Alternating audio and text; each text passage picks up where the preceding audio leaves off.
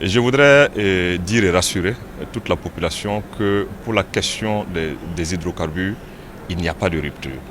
Nous avons des stocks qui sont au niveau des pays côtiers, qui sont en cours de chemin et qui vont nous arriver incessamment, cette nuit ou demain.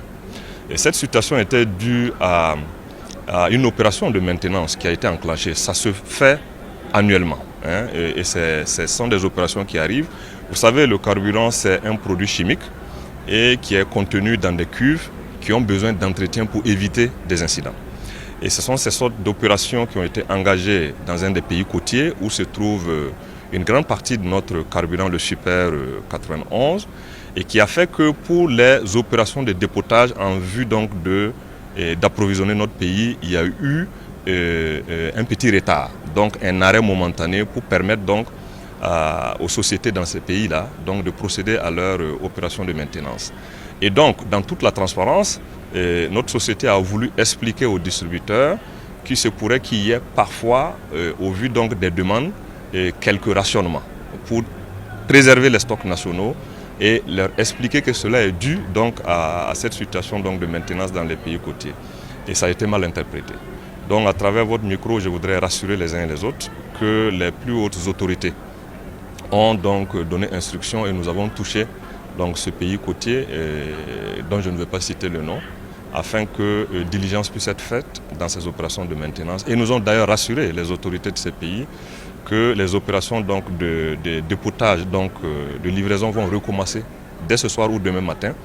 Et je peux vous rassurer que les différents camions sont en route. Et nous avons instruit aussi la SONABI pour qu'il y ait une équipe de veille, une équipe de nuit, afin que l'approvisionnement puisse revenir progressivement à la normale.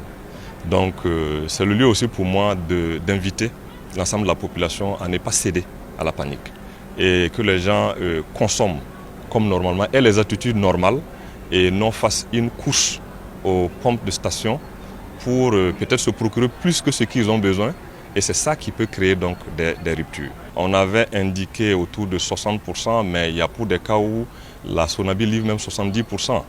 Et donc, n'eût été cette ruée vers les stations pour se procurer des quantités énormes, et n'eût été aussi un comportement malsain de certaines personnes qui vont se procurer du carburant dont ils n'ont pas besoin et procéder à une autre vente dans un marché secondaire pour renchérir le prix du carburant, dans un contexte où le Burkina œuvre chaque jour pour donc maintenir les prix et lutter contre la vie chère.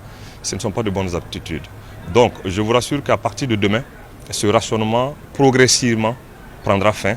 Et parce que parfois, en toute responsabilité, il faut faire un rationnement quand on sait qu'il y a une situation qui pourrait créer des manques momentanés. Donc rationnement pour avoir un stock de sécurité.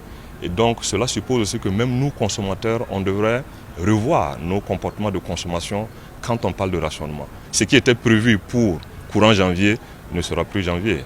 Dès ce mois de décembre-là, ces 2-3 jours, la situation rentrera à la normale.